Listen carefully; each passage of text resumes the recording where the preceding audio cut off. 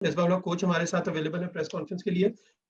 मिसबा भाई से मैं पूछूंगा कि प्लीज वो सम अप करें जरा दोनों टूर्स को और then we will take the questions please. Thank you. बहुत शुक्रिया रजा। अस्सलाम वालेकुम। आई होप कि सब ठीक होंगे, रमज़ान अच्छा गुजरा होगा। सबसे पहले तो आई थिंक बड़ी खुशी की बात है, स्पेशली ये दोनों टूर्स साउथ अफ्रीका का भी और जिम्बाब्वे का भी in terms of results much needed wins थी। जब भी आप साउथ अफ्रीका आते हैं तो आपकी जो कंडीशंस हैं वो डिफरेंट होती हैं, तो बहुत बड़ा एक बूस्ट होता है टीम के लिए यहाँ पे आके परफॉर्म करना और जीतना। आई थिंक बड़ी इंपॉर्टेंट सीरीजें थी जो दोनों जीती हैं टीम ने। परफॉर्मेंस ओवरऑल ज़बरदस्त रही। जिम्बाब्वे में जिस तरीके से टेस्ट सीरीज में परफॉर्मेंस हुई, आई थिंक कुछ एरियाज जो हमें थोड़ी सी प्रॉब्लम्स नज़र आ रही थी, स्पेशली जिस तरह ओपनर्स ने परफॉर्म किया, आबद अली और इमरान बट की परफॉर्मेंस 91 पहला 50 ने किया, और ओवरऑल जो उसकी कंट्रीब्यूशंस फील्डिंग में भी हैं अब वो भी आई थिंक एक अच्छी चीज़ थी। फिर अजहर का 100, फवाद आलम की परफॉर्मेंस ओवरऑल आई थिंक बड़ी एक इनकरेजिंग साइंस है पाकिस्तान टीम के लिए। लास्ट एक ईयर से जिस तरह की परफॉर्मेंसेस आ रही हैं, आई think the team is getting better better in terms of victories. और हमेशा मैं ये बात कहता हूँ कि जब आप जीतते हैं तो कॉन्फिडेंस लेवल बेहतर होता है, प्लेयर्स का भी, मैनेजमेंट का भी ओवरऑल, और टीम एक सही तरफ कुछ जो है वो चलना शुरू हो जाती है। आई थिंक ओवरऑल परफॉर्मेंसेस हमारी बॉलिंग की बड़ी ज़बरदस्त रही। टॉप ऑर्डर ने बड़ा अच्छा परफॉर्म किया T20 और वनडेज में। टेस्ट मैच में पहले ही मैंने बताया कि ओवरऑल बड़ी क्लिनिकल परफॉर्मेंस रही हर शोबे में, बॉलर्स की परफॉर्मेंस, बैटर्स की परफॉर्मेंस। सबसे इम्पोर्टेंट चीज़ जो आई थिंक जो हमारा न्यूजीलैंड में एक प्रॉब्लम रहा फील्डिंग का, स्लिप कैचिंग, वो बहुत बेहतर हो रही है। तो I think these are the encouraging signs. No doubt कि अच्छी चीज़ों के साथ कुछ प्रॉब्लम्स भी नज़र आ रही हैं T20s में, स्पेशली वाइट बॉल क्रिकेट में, और T20s और वनडेज में मिडिल ऑर्डर का एक जो प्रॉब्लम साउथ अफ्रीका में भी और जिम्बाब्वे में भी नज़र आया। दैट्स वन थिंग विच कि जिसको हमने अब देखना है, जल्दी देखना है, क्योंकि आगे वर्ल्ड कप आ रहा है और उस पे भी ज़रूर कंसर्न्स हैं और उसके बारे में सोच रहे हैं, उसके लिहाज से हमने कुछ ना कुछ करना है जल्दी। बट ओवरऑल आई थिंक जिस तरीके से यंग टीम है, जिस तरीके से ये रिस्पॉन्ड कर रहे हैं, स्पेशली जो हमारी बॉलिंग है, हसन अली की performance I think outstanding performance, Umar Ali ने जिस तरीके से परफॉर्म किया, इनकरेजिंग साइंस है पाकिस्तान के लिए। लुकिंग फॉरवर्ड कि इसी तरह इस मोमेंटम को कैरी ऑन करें। ऑब्वियसली है कॉन्फिडेंस लेवल अप है।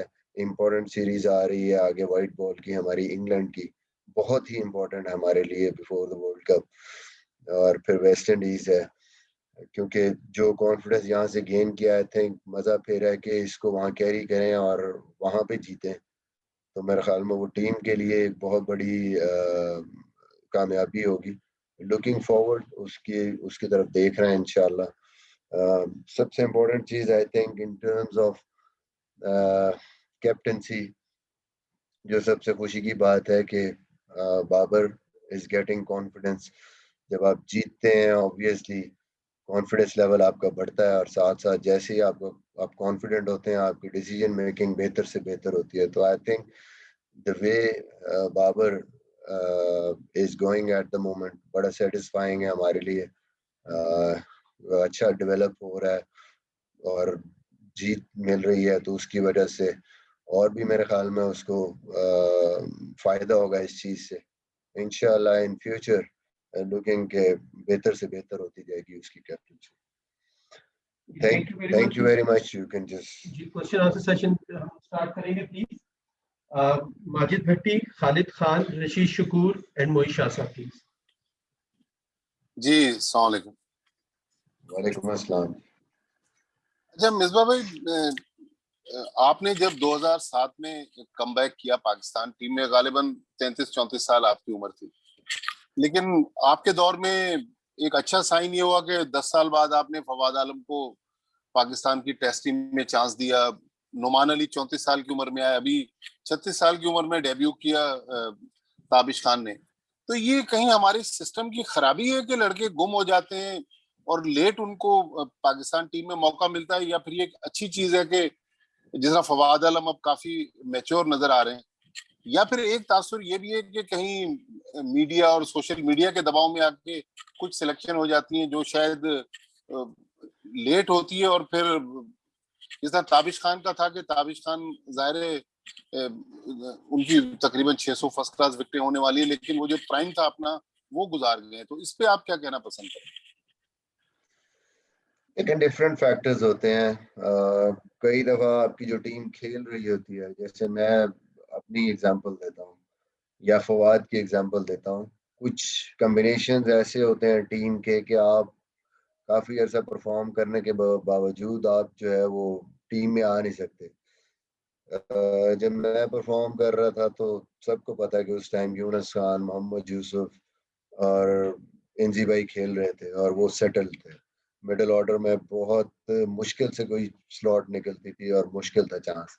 इसी तरह फवाद आलम की थोड़ी सी बैड लक है कि जब वो परफॉर्म करते रहे उस वक्त भी सेटल मिडिल ऑर्डर था। अजहर अली, यूनुस खान, मैं था और असद शफीक, और सारे परफॉर्म कर रहे थे, तो बिल्कुल वो स्लॉट ही नहीं निकल रही थी उस पर। तो समटाइम्स इट्स अनफॉर्चुनेट, ये हर दौर में होता रहा है। कई दफा बॉलर्स ऐसे होते हैं जैसे वसीम भाई, वकास यूनुस, शोएब अख्तर, इनके दौर में जो भी बॉलर्स फिर आते रहे वो बहुत कम क्रिकेट खेले या बिल्कुल उनके लिए जगह ही नहीं बनी। आई थिंक यही यही सारी मिल के वजूहत होती हैं जिनकी वजह से समटाइम्स आपको वो चांसेस प्लेयर्स को नहीं मिलते। बट जहाँ तक कम बैक की बात है, या 33 या 34 या 35 या 36 पे खेलने की बात है, मैं हमेशा कहता हूँ कि अगर एक प्लेयर फिट है, परफॉर्म कर रहा है, तो वो जितनी देर भी सर्व कर सकता है, स्पेशली टेस्ट क्रिकेट में पाकिस्तान को, तो उसको चांस मिलना चाहिए। उस उन बेसिस पे ये नहीं सोचना चाहिए कि भाई अब तो ये 1 साल खेलेगा, 2 साल, यू नेवर नो। अंडर एक 19-20 साल का लड़का भी यू नेवर नो कि वो कितना खेलेगा। गैस कर सकते हैं आप, समटाइम्स इंजरीज होती हैं, ऐसी कोई चीज अनफॉर्चुनेट चीज हो जाती है। तो आई थिंक जो भी परफॉर्मेंस कर रहा होता है, रिगार्डलेस ऑफ एवरीथिंग, सिर्फ फिटनेस और परफॉर्मेंस और वो टीम के लिए कितना वैल्यूएबल है, उस पर जरूर चांस देना चाहिए। बिल्कुल। अस्सलाम वालेकुम। जी वालेकुम अस्सलाम। बिल्कुल, मेरा सवाल आपसे ये है कि बीइंग द हेड कोच, मैं आपकी साइकी जानना चाहता हूँ कि जिस तरह पेंडेमिक के दौरान क्रिकेट हुई है, माशाल्लाह पाकिस्तान ने 34 इंटरनेशनल में हिस्सा लिया, 9 टेस्ट, 6 ओडीआई, 19 T20, 6 सीरीज जीते लगातार माशाल्लाह से। तो as a head coach personally आपके अपने पॉइंट ऑफ व्यू से ओवरऑल पूरे कैसे आप उसको समराइज करते हो, आप क्या देखते हैं, और ये कितना मुश्किल था इन हालात में लड़कों को मोटिवेट करना, उनसे परफॉर्मेंस लेना, डिस्पाइट नोइंग दैट कि कुछ वेन्यूज जैसे न्यूजीलैंड में तो क्राउड था, बाकी जगह तो क्राउड थे ही नहीं, तो बिहाइंड द डोर क्रिकेट हुई है। तो उस पूरे माहौल में किस तरह आपने इन सब लड़कों को एक साथ रखा जेल करके? देखिए, बात बिल्कुल आपकी ठीक है, ये कोई नॉर्मल टाइम्स नहीं है, इट्स वेरी डिफिकल्ट। सबसे जो इम्पोर्टेंट चीज़ है वो ये समझने की ज़रूरत है कि जब नॉर्मल आप क्रिकेट खेलते हैं तो आप लोगों से मिल सकते हैं, बाहर जा सकते हैं, नॉर्मल लाइफ होती है। और सबसे इम्पोर्टेंट चीज़ कि जब आपने किसी टूर पे जाना होता है तो एटलीस्ट वो टाइम आप जो कैंप में गुजारते हैं या घर पे होते हैं, तो you you are basically living normal life, लोगों से मिल सकते हैं। यहाँ तो अगर आप हफ्ते का कैंप भी लगता है तो आप पहले ही 10 दिन पहले ही आप फिर बायस की और बबल में चले जाते हैं और आपके लिए बड़ा मुश्किल हो जाता है। I think hats off to everyone जो भी इन्वॉल्व है इसमें, टीम मैनेजमेंट है, फिर प्लेयर्स हैं, इन टफ टाइम्स में, क्योंकि प्रेशर बहुत ज़्यादा होता है इंटरनेशनल क्रिकेट में, और आपके लिए वैसे ही बड़ा मुश्किल होता है यहाँ पे आके खेलना, परफॉर्म करना, फिर ऊपर से ये सारी जो है वो चीज़ें बिल्कुल एबनॉर्मल किस्म के हालात।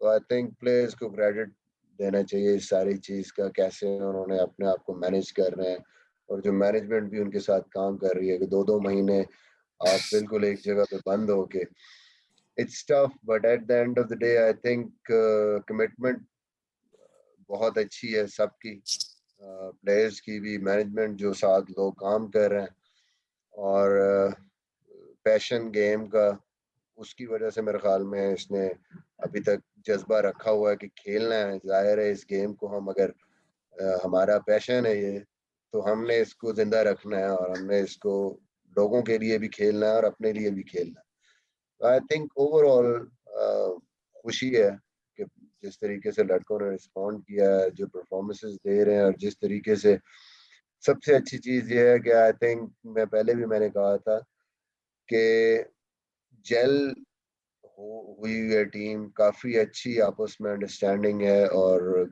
क्योंकि जाहिर है आपकी और कोई एक्टिविटीज़ नहीं है, तो mostly on end of the field आपस में जिस तरीके से लड़के इस टाइम पे जेल हुए हैं और इकट्ठा टाइम गुजार रहे हैं, और इवन रमज़ान में भी सहरी और अफ्तारी पे बहुत ज़्यादा आपस में बैठते हैं, आपस में डिस्कशंस होती हैं, तो मेरे ख्याल में ये चीज़ें हमें हेल्प कर रही हैं, वो जो डिफिकल्ट, जो मेंटल एक स्ट्रेस है, उसको डील करना। अस्सलाम वालेकुम मिसबा। जी वालेकुम अस्सलाम। मिसबा, जिस तरह भी आपने कहा कि कमबैक या मतलब टीम में आने के लिए एज जो है वो कोई मतलब उतना मैटर नहीं करती, अनलेस कि आप मतलब परफॉर्म भी कर रहे हैं, फॉर्म है या फिटनेस है, वो दो इम्पॉर्टेंट चीज़ें। लेकिन हम ये देखते हैं कि टेस्ट जो टीम होती है वो नॉर्मली सेटल्ड होती है वनडे और T20 के बरक्स। लेकिन जिस तरह अब ये ताबिश का मामला हुआ कि ताबिश को टेस्ट कैप दी, एक टेस्ट मैच खिला दिया आखिरी टेस्ट में, हम फ़हीम अशरफ की जब बात करते हैं कि कुछ अरसा पहले आप लोग सब यही कह रहे थे कि वो एक ऐसा ब्रिज है जिसने बैलेंस कायम कर दिया है, और उसकी जो परफॉर्मेंस थी न्यूजीलैंड में 91, फिर साउथ अफ्रीका के अगेंस्ट ने 2 बड़े 50 किए, तो फिर एकदम मतलब उसको बिठा के फिर एक ऐसे प्लेयर को मतलब टेस्ट कैप दे देना, तो वो समझ में नहीं आती बात कि एक प्लेयर आपका इतना इंपॉर्टेंट कुछ अरसे पहले तक था, सिर्फ एक टेस्ट मैच मतलब वो अच्छा नहीं खेला पिछला टेस्ट, और फिर आपने कहा कि जी उसको कप्तान कहता है कि उसको रेस्ट करवाया गया है। तो ये चीज समझ में नहीं आती कि एक टेस्ट टीम जो है सेटल्ड होती है, उसको फिर मतलब वो कॉम्बिनेशन को उसको ब्रेक करना। देखिए शकूर भाई, हमने सिर्फ उसको ब्रेक करने की कोशिश नहीं की, हमने उस टीम को देखा है कि हम अपनी स्ट्रेंथ को भी लूज ना करें, और हम अगर किसी को चांस दे सकते हैं जिसने इतनी परफॉर्मेंस की हुई है, विदाउट लूजिंग अवर स्ट्रेंथ, हमने उस चीज़ को भी रखना है जो हमारी मेन सारी टीम है, बैटिंग को भी डिस्टर्ब ना करें, मेन बॉलिंग भी हमारी रहे। तो उसमें यही नज़र हमें थोड़ा सा आया कि ठीक है, फ़हीम बहुत लंबी क्रिकेट खेलता हुआ आ रहा है, उसने ऑलमोस्ट सारे मैचेस खेले हैं, और वो, ये कोई वजह नहीं है कि वो इस मैच की परफॉर्मेंस जल्दी आउट हो गया, तो इस वजह से I think he is a की प्लेयर ऑल 3 फॉर्मेट्स में हमारे लिए, गोइंग इनटू द फ्यूचर। तो बस एक मौका था हमारे पास कि अगर डोमेस्टिक में इतनी परफॉर्मेंस किसी ने की हुई है, let's give him a chance, और देखेंगे वो क्या कर सकता है, क्या उसको, उसका रिवॉर्ड भी है, और ऑब्वियसली चांस है उसके पास, अगर उसने अपने आप को प्रूव करना है। तो आई थिंक बस उस वजह से वो तो हमने T20s में भी किया, हमने वनडेज में भी कोशिश की है कि लड़कों को चांस दिया जाए, और जहाँ पे भी हम उसको टीम के साथ थोड़ा बहुत उसको रोटेट कर सकते हैं वो करें। Thank you. जी अस्सलाम वालेकुम जी। एक तो बहुत मुबारक हो आपको, छठी मुसलसल आपने सीरीज जीती और चौथी अवे सीरीज जीती, एक बड़ी क्रेडिटेबल चीज़ है, कोई शक नहीं है इसमें। बहुत शुक्रिया, बहुत शुक्रिया। दूसरा आगे देखें, सीरीज आगे बड़ी टफ है, इंग्लैंड का आपका टूर है, आगे वर्ल्ड कप है, वेस्ट इंडीज, न्यूजीलैंड, इंग्लैंड, तो ये थोड़ा बहुत जो हम एक्सपेरिमेंट्स करते हैं ऐसे प्लेयर्स को या टीम के साथ लेके जाते हैं जिनका शायद इतना टीम के अंदर खेलने का चांस ना हो, या हो भी तो बहुत कम हो, या उनकी यूटिलिटी इतना ना हो, तो आगे टफ सीरीज आने वाली हैं, इसमें हम किस तरह एडजस्ट करेंगे? ऐसे प्लेयर्स को भी साथ लेके जाना पड़ेगा टूर पे जिनको आप समझते हैं कि शायद उनका इतना चांस न बने टूर पे खेलने का, या खासकर टफ टीम के अगेंस्ट। इंग्लैंड की टीम हमेशा बड़ी टफ रही है, आपको पता है, खासकर वाइट बॉल क्रिकेट में तो वो अपने मुल्क में बहुत स्ट्रांग टीम है। तो इसको किस तरह आप देखते हैं जी आगे अपनी कॉम्बिनेशन को? Thank you. देखिए, एक तो ये हमें समझने की जरूरत है कि नॉर्मल हालात नहीं है, इस वजह से स्क्वाड्स जो हैं वो बड़े हैं। नॉर्मली आप टेस्ट मैच के लिए 16 का स्क्वाड होता है आपका, और वाइट बॉल के लिए आपका 15 का स्क्वाड होता है। तो इस वजह से भी आपको कुछ प्लेयर ऐसे नजर आते हैं कि जिन्होंने शायद जो इंटरनेशनल क्रिकेट नहीं खेले या डोमेस्टिक के परफॉर्मर हैं, क्योंकि स्क्वाड 20 का या 22 लड़के जाते हैं, तो नॉर्मली आप कोशिश करते हैं कि ओके फ्यूचर प्रोस्पेक्ट्स जो है जिनको हम कहीं आगे कंसिडर कर सकते हैं, उनको थोड़ा एक्सपोजर भी मिलेगा, टीम के साथ होंगे। और एक्स्ट्रा जाहिर है आप, क्योंकि पीछे बायोसिक्योर बबल्स और ये कोविड की वजह से पीछे से आपके प्लेयर नहीं आ सकते, तो इस वजह से आपके पास एक बैकअप होता है, थोड़ा ज्यादा बैकअप होता है नॉर्मल हालात से। तो ये भी रीजन है आपको प्लेयर्स नजर आते हैं। और आई थिंक कि ये क्योंकि जिम्बाब्वे की सीरीज थी साथ साउथ अफ्रीका के, तो थोड़ा सा ये भी जहन में था कि ठीक है जितने प्लेयर्स लेके जा सकते हैं यहाँ पे नए, उनको थोड़ा सा एक्सपोजर मिल जाए। But going forward into difficult series जैसे अब इंग्लैंड की सीरीज है, मेरे ख्याल में अब टाइम आ गया है इंग्लैंड की सीरीज ऐसी सीरीज, और उसके बाद जितनी कि वर्ल्ड कप से पहले हम अब बिल्कुल जो फाइनल हमारे स्क्वाड जो हम देखते हैं कि जी वो वर्ल्ड कप में होगा, मोर और लेस वही स्क्वाड होगा इंशाल्लाह। और बैठ के अभी पीएसएल भी ऑब्वियसली अगर होती है तो बिल्कुल एक क्लियर पिक्चर आ जाएगी। Just love to have a team के जो हम अब क्लियर होंगे यार यही टीम है आगे, हमने जो मेजर सीरीज खेलनी है और टूर्नामेंट वर्ल्ड कप खेलना है, उसमें जो लड़के होंगे वही अब हम लेके चलें। Next question जी, शाहिद हाशमी, अंस, अतीक एंड गफार। अस्सलाम वालेकुम मिसबा। जी वालेकुम अस्सलाम। मिसबा, हम जिम्बाब्वे से इंग्लैंड, भारत, ऑस्ट्रेलिया 2004-2005 से नहीं खेले टेस्ट मैच, हम मुसलसल उनसे खेलते हैं। कमजोर टीमों से खेलकर हम कुछ सीखते हैं, और क्या हमारी रैंकिंग ऊपर जाएगी तो हम टॉप टीमों से खेलेंगे? देखिए शायद भाई बात यह है कि क्रिकेट जो है वो जाहिर है आपने सिर्फ अपने बारे में नहीं सोचना, यही सोचते रहेंगे तो मेरे ख्याल में डेवलपमेंट इस गेम की नहीं होगी और ज्यादती होगी दूसरी टीमों के साथ। क्योंकि जो भी आज स्ट्रॉन्ग टीम्स हैं, जैसे न्यूजीलैंड अब टॉप पे है इस टाइम पे, जो भी श्रीलंका थी, जो भी आज टॉप टीम्स हैं, वो किसी भी टाइम पे वो भी स्टार्टर थे या वीक टीमें थी। तो अनलेस वो खेलेंगे नहीं, उनको अगर एक्सपोजर नहीं मिलेगा तो वो कैसे इम्प्रूव करेंगे। तो ये मेरे ख्याल में सोच नहीं होनी चाहिए कि जी इन टीमों को खेलना, या वजह ही यही है उनके वो अभी क्वालिटी ना होने की कि उनको वो क्रिकेट नहीं मिल रही। ये जरूर है कि जहां आप ऐसी टीम के साथ खेलते हैं वहां पे आप तगड़ी क्रिकेट, अच्छी क्रिकेट भी आपको मिलनी चाहिए, और जो टॉप की टीम में है उनके साथ भी हमारे टेस्ट मैचेस ज्यादा से ज्यादा होने चाहिए। और जो आपको फायदा जाहिर है हमेशा आपको एडवांटेज होता है जब आप अपने से अच्छी टीम के साथ खेलते हैं, तो आप बड़ा कुछ सीखते हैं और आपकी टीम में इम्प्रूवमेंट आती है। आई थिंक ये वॉइस वर्सा है, हम जब खेलते हैं टॉप की टीम जो हमसे बेहतर टीम है तो वही फायदा हम लेते हैं। But at the same time हमें भी दूसरी टीमों के साथ खेलना है ताकि उनको एक्सपीरियंस मिले, वो भी बेहतर हों और वो भी आगे चल के इम्प्रूव टीम्स बने। तो I think it's like that, cricket में ऐसे चलना चाहिए, और इन टीमों को भी मौके मिलने चाहिए, जरूर मिलने चाहिए। ये नहीं कि बस अगर टीमें थोड़ा सा फर्क है उनमें तो उनको क्रिकेट ही नहीं मिलनी चाहिए। मिसबा भाई, जैसे अभी आपने कुछ देर पहले कहा कि वाइट बॉल क्रिकेट में हमें मिडल ऑर्डर में जो प्रॉब्लम आ रही है, तो इसी के साथ अगर भी अगर हम शुएब मलिक की बात करें तो उन्होंने भी कुछ रोज पहले जो मुतालबा किया कि जो वाइट बॉल क्रिकेट है उनका कोच या फौरन होना चाहिए, तो क्या कहेंगे आप इस पे? देखिए बात यह है कि कोच, फिर वही बात है, कोच जो भी हो ये तो खैर क्रिकेट बोर्ड ने देखना है, जो भी बेहतर चीज हो उसका उस को जरूर लेना चाहिए। But I think overall performance team की, कई दफा होता है कि किसी एक एरिया में आपकी परफॉर्मेंस नहीं आ रही होती।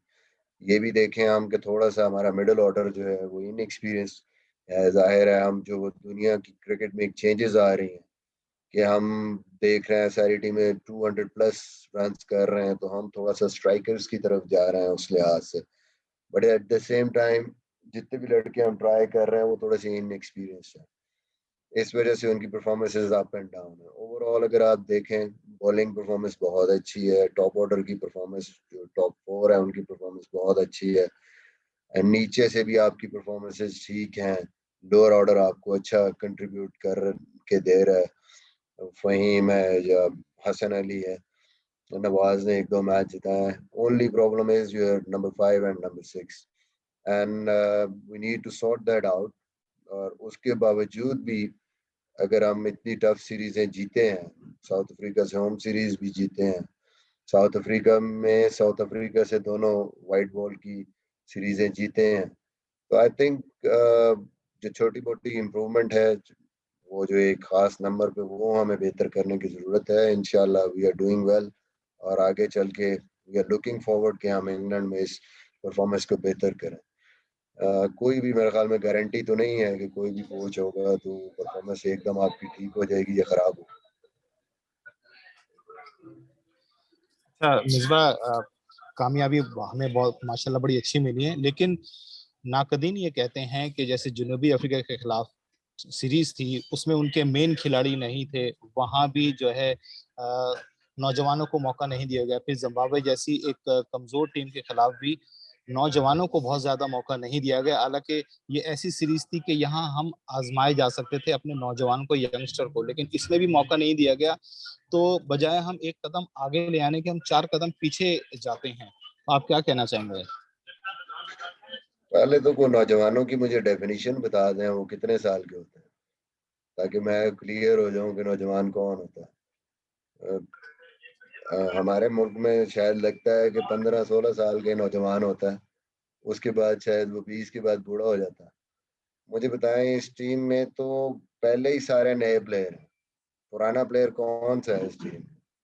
मतलब हमारा हमारा ये होता है कि जो एक सीरीज खेल जाता है वो पुराना हो जाता है, वो नौजवान नहीं रहता, तो उसको बिठा दें। जैसे टेस्ट मैचेस में बातें हो रही हैं कि 10 टेस्ट मैच नहीं है जिस प्लेयर्स के, उसको रेस्ट करा के तो नए को डेब्यू करा।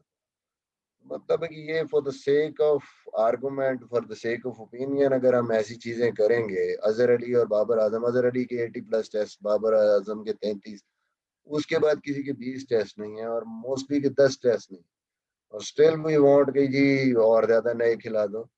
तो ये मेरे ख्याल में ये सिर्फ एक नारा लगा हुआ है, ऐसी कोई बात नहीं है। आपके नौजवान खेल रहे हैं, आपकी टीम में पहले ही आपका कप्तान भी कोई इतना ज्यादा, कितनी एज है उसकी, अभी रिजवान अभी आया है, तो मोस्टली तो आपके प्लेयर सारे नए हैं। तो let's just settle down this team, इनको कंटिन्यूसली चांसेस मिले, जहाँ इक्का दुक्का आपको चांसेस, जहाँ पे जरूरत है। उस्मान कादिर खेला है अभी, यहाँ पे अरशद खेला है, तो आई थिंक लोगों को चांसेस मिल रहे हैं। आप ये नहीं कर सकते कि इकट्ठे आप 4-5 लोग ही बदल दें। साउथ अफ्रीका में हम कह रहे हैं जी कि उनके प्लेयर्स नहीं थे, भाई उनकी होम कंडीशंस है, उनके सारे ये सीजन प्लेयर हैं। जितने भी प्लेयर उनके खेले हैं, जो रिप्लेसमेंट्स हैं, वो मिलान खेला है, उसकी 50 से ऊपर की एवरेज है, उसने 100 ऑस्ट्रेलिया के खिलाफ किया हुआ। जो क्लासन उनका कप्तान था, उसने परफॉर्मेंसेस की हैं पीछे सीरीज में। अनफॉर्चुनेटली उनके मेन प्लेयरों की वजह से उनको नहीं चांस मिल रहे थे, उनकी 50 से ऊपर ऊपर की एवरेज है। फिर जो उनके बाकी भी प्लेयर्स हैं, उन्होंने जितने भी चांसेस उन्होंने परफॉर्म किया हुआ है। तो आई थिंक अपनी कंडीशंस में दे वर अ स्ट्रांग टीम। और दूसरी बात ये है कि जी आप अपनी स्ट्रेंथ पे पूरी पे खेलते हैं, आपको क्या जरूरत है? अगर उनके प्लेयर नहीं है तो नहीं है, ये तो उनका मसला है ना। हमने तो अपनी पूरी टीम खिलानी है, हमने टीम बनानी है, वर्ल्ड कप में जाना है, आगे मुश्किल सीरीजें खेलनी है, तो हमने तो कोशिश करें कि हम जीतें और अच्छी से अच्छी टीम खिलाएं। अस्सलाम वालेकुम मिसबा भाई, ऑब्वियसली बहुत अच्छी परफॉर्मेंस टीम की, इस पर आपको और टीम को मुबारकबाद। मेरा सवाल ये है मिसबा भाई कि जब आपने शुरुआत की बतौर कोच तो ऑब्वियसली इंग्लैंड और उसके बाद पहले ऑस्ट्रेलिया का टूर, फिर अभी साउथ अफ्रीका के खिलाफ होम सीरीज से पहले भी जिस तरह की खबरें आई थी कि आपको हटाया जा रहा है या मैनेजमेंट तब्दील हो सकती है, अब इस तरह की जीत के बाद कितना मतलब आप समझते हैं कि सेटल डाउन हुए हैं आप भी बतौर मैनेजमेंट? और जिस तरह की खबरें साउथ अफ्रीका सीरीज से पहले चली थी, क्रिकेट कमेटी का इजलास होना, इवन गैर मुल्की कोचों के नाम भी जो है वो मीडिया में चलना शुरू हो गए थे, ये सूरत हाल आपने कैसे फेस की और आप समझते हैं कि इससे बेहतर सिचुएशन क्रिएट की जा सकती थी? Thank you. देखिए, जिंदगी में बहुत सारी चीजें अनकंट्रोलेबल होते हैं जो आपके हाथ में नहीं होते, और अगर आप अनकंट्रोलेबल्स के बारे में सोचेंगे तो जो कंट्रोलेबल चीजें हैं वो भी आपके हाथ में नहीं रहेंगी। तो इट्स वेरी सिंपल, खेलने का टाइम भी यही था, ये प्रेशर्स उस टाइम भी इसी तरह होते थे। कोशिश जो आप कर सकते हैं, जो आप अपना हार्ड वर्क कर सकते हैं, जो चीजें आप कंट्रोल कर सकते हैं, बस उस पे फोकस करें। बाकी रिजल्ट तो हमारे हाथ में नहीं है। होम सीरीज साउथ अफ्रीका की, कुछ भी हो सकता था, हम हार भी सकते थे, बट क्या कर सकते हैं, रिजल्ट्स तो आपके हाथ में नहीं है। आप अपनी मेहनत कर सकते हैं और फिर रिजल्ट्स अल्लाह देने वाला है। वो सीरीज अल्लाह का शुक्र है बेहतर हुई, फिर यहाँ पे सीरीज आके बेहतर हुई है। रिजल्ट्स तो कुछ भी हो सकते हैं। आई थिंक क्रिकेट ने यही सिखाया है खेलते वक्त भी, कि इन चीजों के बारे में सोचने की जरूरत नहीं है। आप जो बेहतर कर सकते हो, आपके हाथ में जो है वो करें, बाकी अल्लाह पे छोड़ दें, जो भी रिजल्ट आए। You please next, Badi, Ali Hassan, Ehtisham, and Arsalan.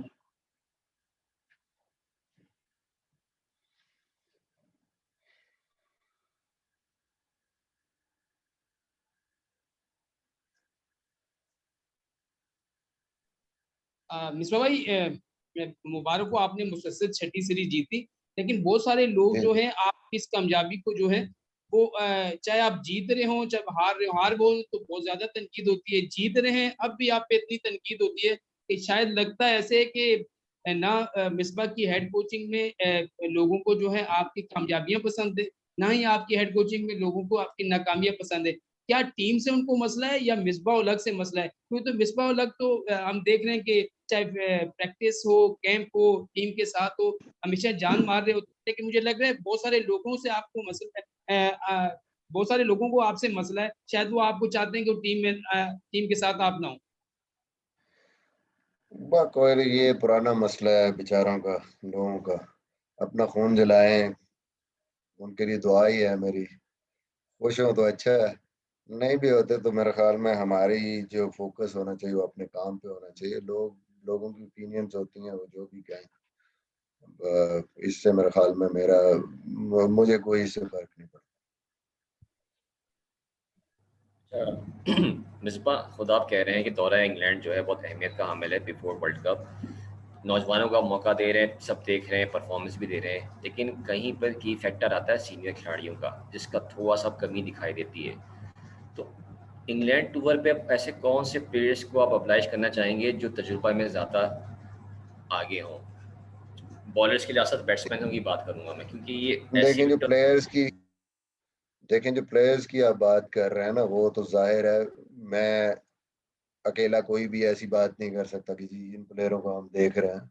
Obviously ये बड़ा एक गलत इंप्रेशन हर टाइम मीडिया में भी आता है और प्लेयर भी दे रहे हैं कि शायद everything is in my hand. एक स्ट्रॉन्ग सिलेक्शन कमेटी है, चीफ सेलेक्टर है, कप्तान है। ऑब्वियसली सारे लोग बैठ के चीजें देखते हैं कि हाँ जी हमें क्या चीज चाहिए और किस प्लेयर के साथ हमें जाना है।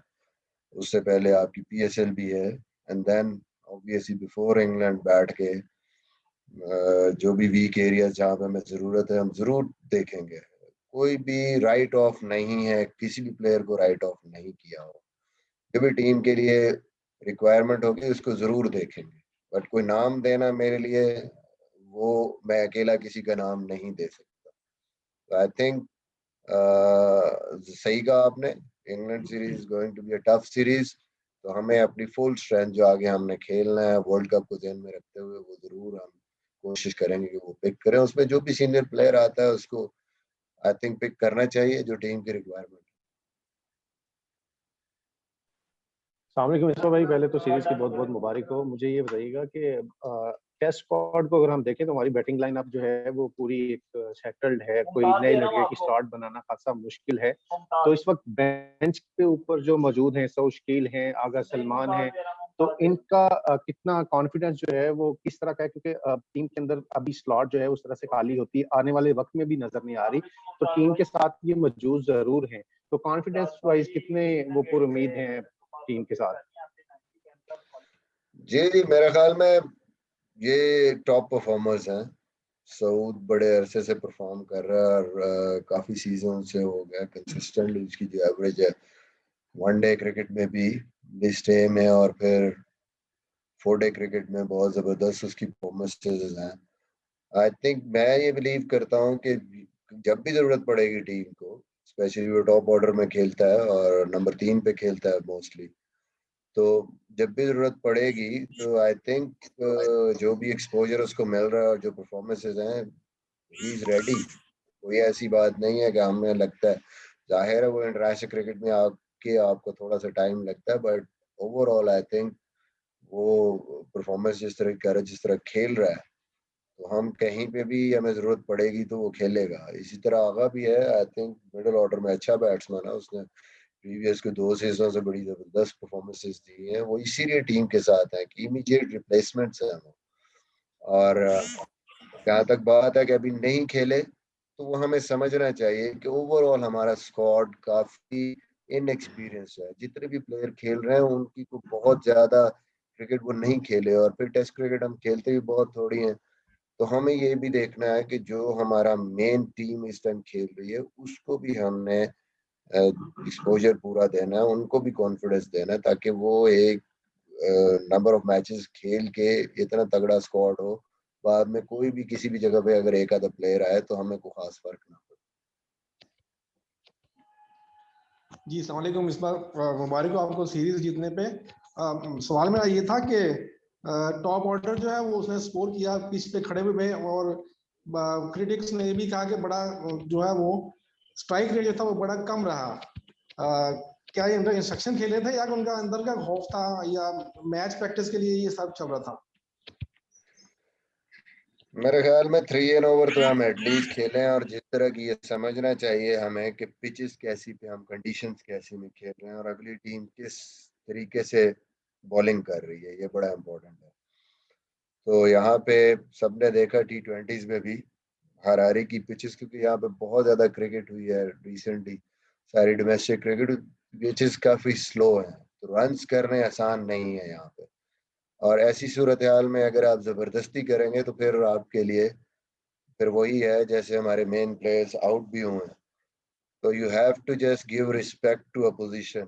और उनकी बॉलिंग हम जो समझ रहे हैं, शायद जिम्बाब्वे की इनएक्सपीरियंस बैटिंग लाइनअप जरूर है, बट जो उनके बॉलर्स हैं दोनों, स्पेशली जो उनके फास्ट बॉलर हैं या इवन जो स्पिनर भी है, तेरेपानो भी बाद में आता है, बड़ी डिसिप्लिन बॉलिंग करते हैं। और इन कंडीशंस में अगर एक टीम सामने फील्ड रख के डिसिप्लिन बॉलिंग कर रही है तो आपको फिर रिस्पेक्ट देनी होती है टेस्ट क्रिकेट।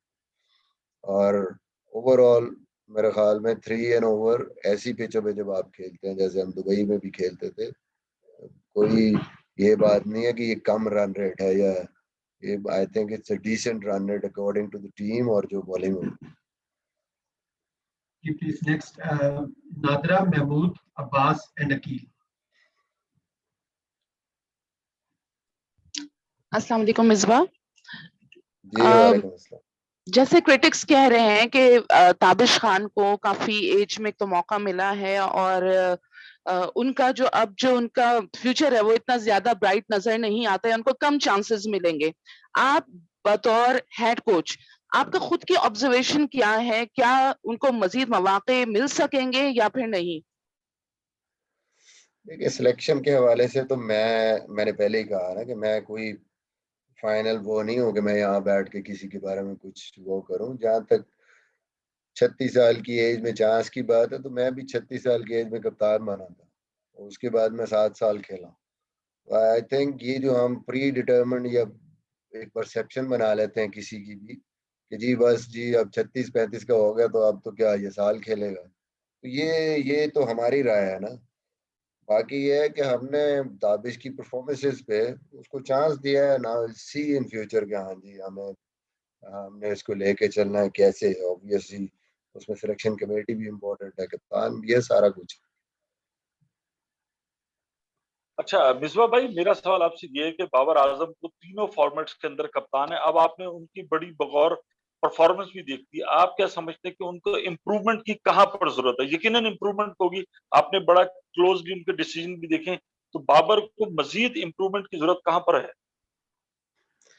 देखिए बात ये है कि जब आप कप्तान बनते हैं तो सबसे इम्पोर्टेंट चीज ये है कि जैसे जैसे आपको डिफरेंट सिचुएशन से आप गुजरते हैं, जैसे जैसे आपका एक्सपीरियंस बढ़ता जाता है गेम्स का इन द मिडल, वैसे वैसे आपकी टैक्टिक्स बेहतर से बेहतर होते जाते हैं, क्योंकि आप उन सिचुएशन से over and over again and again गुजरते हैं, तो आपको आइडिया हो जाता है कि इस सिचुएशन में आप कैसे क्या आपने करना है, कौन सी बेहतर आपकी हिकमत अमली है। आप वक्त के साथ साथ हर मैच के साथ सीखते जाते हैं, बेहतर से बेहतर होते जाते हैं।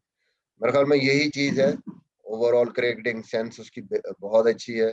जाहिर है उसने जिस तरीके से प्रूव कर किया अपने आप को हर फॉर्मेट में, तो वही प्लेयर कर सकता है, वही बैट्समैन कर सकता है जो दुनिया की जो दूसरी टीम की टैक्टिक्स को समझे, उनकी बॉलिंग को समझे, उसको कैसे टैकल करना है। जाहिर है वही चीज फिर आप जब एज ए कैप्टन अप्लाई करते हैं, only thing is with experience उसकी जो टैक्टिक्स हैं वो और बेहतर से बेहतर होती जाएंगी in different condition. And I think the way he is improving, जिस तरह वो जा रहा है ऑलरेडी बहुत अपनी जो उसका एक्सपीरियंस है, जितने कम मैचेस उसके हिसाब से वो बहुत अच्छी कर रहा है। अस्सलाम वालेकुम मिसबा। जी वालेकुम अस्सलाम। मिसबा भाई पूछना ये था कि मिडिल ऑर्डर ਦੇ ਸਤਰ किया वाइट बॉल क्रिकेट में, तो काफी सारे ऐसे प्लेयर्स हैं जो अब टेस्टेड हैं, अगर वो पीएसएल पे फिर परफॉर्म कर देते हैं, एक बार फिर वो रन पे लगा देते हैं, तो फिर कंसीडर करेंगे वर्ल्ड कप के लिए? जी ऑब्वियसली आई थिंक पीएसएल देखने जो जिन नंबर्स पे हमें प्रॉब्लम है, जो हमने इतने ज्यादा प्लेयर्स ट्राई किए हैं, जाहिर है अब वही प्लेयर हैं, मोस्टली सारे प्लेयर्स ही पीछे कोई एक साल में खेले हैं नंबर 5 नंबर 6 पे। आई think it's a good opportunity for them कि हाँ जी वो पीएसएल में परफॉर्म करते हैं and make a strong case for themselves. इन्हीं में से हमने पिक करना है। जाहिर है बाहर से तो प्लेयर आने नहीं पाकिस्तान में। लुकिंग फॉरवर्ड, अल्लाह करे कि ये लोग परफॉर्म करें, देन विल सी कि कौन सा प्लेयर हमारे आने वाले जो आगे सीरीज हैं उनकी कंडीशंस को देखते हुए और उस रोल को देखते हुए कौन सा प्लेयर फिट है। Thank you ji. कोच कितना रिलीफ फील कर रहे हैं? जाहिर है बैक टू बैक आपने अफ्रीका के खिलाफ भी सीरीज जीत ली, यहाँ पर भी पाकिस्तान में भी होम सीरीज, फिर वहां पर अवे भी और अब जिम्बाब्वे के खिलाफ भी। तो ये जब आप शिकस्त होती थी तो फिर क्रिकेट कमेटी के चर्चे होते थे, क्रिकेट कमेटी ने तलब भी किया, और अब इस दफा अच्छी परफॉर्मेंस हुई है तो फिर भी क्रिकेट कमेटी का इजलास होना चाहिए ताकि जो खामियां रह गई हैं उसको भी डिस्कस किया जाए और जो बेहतरी आई है उसमें इम्प्रूवमेंट में मजीद लाने के लिए क्या करना चाहिए, क्योंकि क्रिकेट कमेटी के सारे गुरुज हैं। अकील भाई आप चाहते हैं कि हमारी ईद भी जो है ना वो क्रिकेट कमेटी के सामने गुजरे? क्या मशवरा क्या देंगे मिसबा भाई, क्योंकि जाहिर है जब ये मेरे ख्याल में बिल्कुल मेरे ख्याल में होना चाहिए। ये तो रिगार्डलेस ऑफ सीरीज रिजल्ट कुछ भी, मेरे ख्याल में ब्रेनस्टॉर्मिंग जरूर होनी चाहिए, बैठना चाहिए, और जो उनकी चीजें हैं जो कुछ वो समझते हैं कि हाँ ये होना चाहिए, वो हम तक पहुंचनी चाहिए, कम्युनिकेशन होनी चाहिए। और जो हमें लगता है कि हमें कुछ चीजें चाहिए जिनकी वजह से पाकिस्तान टीम की प्लेयर्स की परफॉर्मेंस बेहतर हो सकती है, वो हम उनको कम्युनिकेट करें, और फिर फ्यूचर में उन चीज़ों पे अगर प्रैक्टिकली अमल हो जाए तो आई थिंक पाकिस्तान की क्रिकेट की बेहतरी होगी। जरूर होना चाहिए, रेगुलर बेसिस पे होना चाहिए, ये किसी सीरीज के रिजल्ट या उन चीज़ों पे नहीं होना चाहिए base. Thank you. Usman please आप क्वेश्चन करिए, एंड हाफिज प्लीज।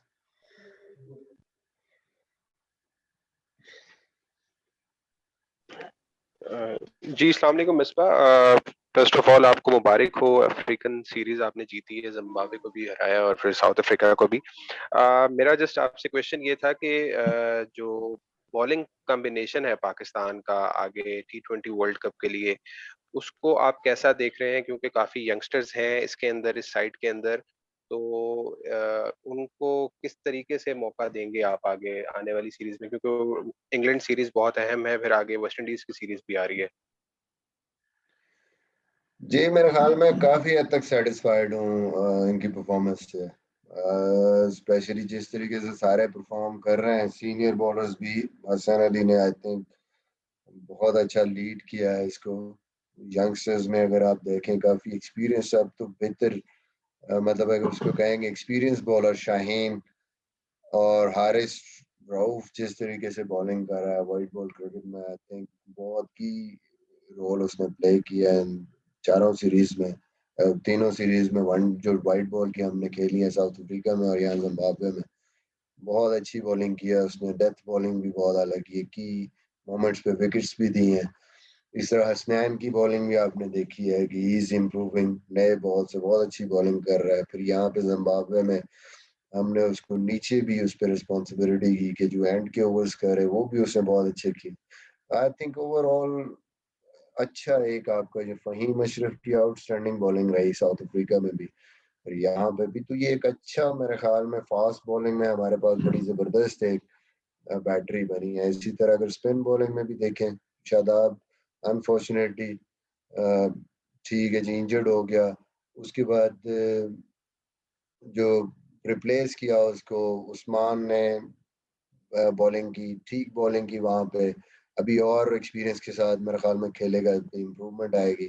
बट की रोल अगर आप देखें नवाज का था, उसने बड़ी ज़बरदस्त बॉलिंग की डिसाइडर में यहाँ पे साउथ अफ्रीका में, वनडे में भी, T20 में भी, की मोमेंट्स पे विकेट्स भी दी। तो overall I think bowling attack अगर आप देखें तो इन अच्छी कंडीशंस में भी इन्होंने काफ़ी ज़बरदस्त बॉलिंग की है। होपफुली कि ये जो और खेलते जाएंगे और ज़्यादा मैच्योर होते जाएंगे और ज़्यादा बेहतरी आएगी। यंगस्टर्स में अरशद का डेब्यू हुआ, उसने बड़ी ज़बरदस्त बॉलिंग की। तो आई थिंक इसी तरह रेड बॉल में भी हमारे पास जो बैकअप में बॉलर आ रहे हैं वो भी I think Dhani is very good with time. Naseem Shah अभी इंजर्ड हुए थे, वो अब फुल उस पे वापस बॉलिंग कर रहे हैं।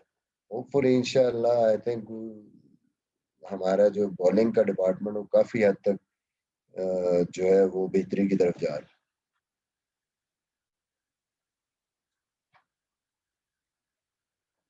हाफिज आप प्लीज क्वेश्चन करेगा, आपका माइक म्यूट है।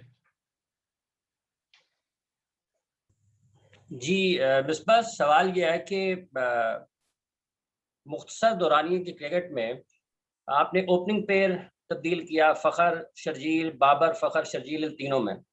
तो ये मुस्तकबिल में आप इसको कहाँ पर देख रहे हैं, किस जगह पर आप ठहरना चाहेंगे, फ़खर और बाबर के साथ या बाबर और शर्जील के साथ या फ़खर और शर्जील के साथ? दूसरा, मिडल ऑर्डर बैट्समैन जो हैं यही लोग अगर वापस आ जाएंगे तो ये जो बार बार आजमाए गए हैं इनकी वजह क्या है नाकामी की, ये क्यों इंटरनेशनल लेवल के ऊपर परफॉर्म नहीं कर पा रहे हैं? और अगर आप इनके अलावा देखते हैं तो ऑप्शंस क्या है पाकिस्तान के बाद? क्या इस मिडल ऑर्डर के साथ पाकिस्तान बड़ी टीमों के खिलाफ, सख्त टीमों के खिलाफ कामयाब हो सकता है? तीसरा सवाल कि इंडिया ने प्लीज 2 क्वेश्चन हम भी करेंगे क्योंकि हमारे पास आगे बहुत ज्यादा है, प्लीज। अच्छा चलें। अच्छा, सबसे पहले तो आपने बात की टॉप स्लॉट की, तो हमारे पास ये 4 प्लेयर हैं। चौथे नंबर पे हमारे हफीज खेल रहे हैं, तो ऊपर के मेरे ख्याल में 4 प्लेयर्स हैं।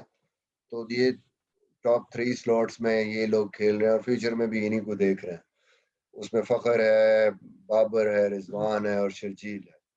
ऑब्वियसली ज़रूरत के मुताबिक आपको कोई इंजरी या अल्लाह ना करे कहीं आपको ज़रूरत पड़ती है, आप उनको यूज़ करते हैं।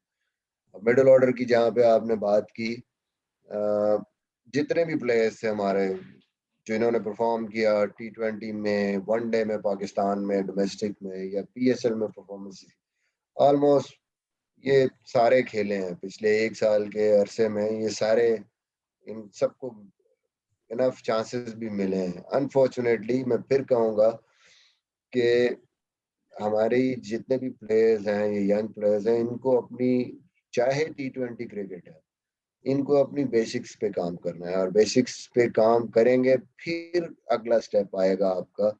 हम पहले ही क्योंकि चले जाते हैं कि जी पावर हिटिंग है, हमने 150-60 के स्ट्राइक रेट पे खेलना है, बट मेरे ख्याल में जब तक हमारी बेस स्ट्रॉन्ग नहीं होगी, हमारी बेसिक्स स्ट्रॉन्ग नहीं होगी, हमारे लिए कहीं पे भी जाके किसी भी फॉर्मेट में परफॉर्म करना मुश्किल होगा। जैसे फर्ज करें शॉर्ट बॉल को अगर आपने हैंडल करना, चाहे आप 160-70 के स्ट्राइक रेट पर रन किए हो, आप इंटरनेशनल क्रिकेट में आके उसको आपको हैंडल करना, उसके लिए आपकी बेसिक स्ट्रांग होनी चाहिए। This is what we need to work, जो हम काम कर भी रहे हैं। दूसरी चीज है विद एक्सपोजर, जो टेम्परामेंट आपका बेहतर होता है, ये भी एक बहुत बड़ा इशू है कि हमने अपने हमारा जितना टेम्परामेंट बेहतर होगा उस क्रिकेट के हिसाब से, टॉप क्रिकेट के हिसाब से प्रेशर को अच्छा हैंडल करेंगे और गेम अवेयरनेस हमारी बेहतर होगी, तभी हम परफॉर्मेंस कर सकते हैं। With passage of time unfortunately mostly ये लोग इनएक्सपीरियंस है, उतना एक्सपीरियंस नहीं है जिसकी वजह से ये स्ट्रगल कर रहे हैं। But I think with time सीखेंगे, बेहतरी के चांसेस हैं। लुक फॉरवर्ड कि हाँ जी इनमें से कौन सा प्लेयर इन सारी चीज़ों में बेहतर उतरता है, उसको आगे लेके जाए। Okay ji, thank you very much आप सबके ज्वाइन करने का।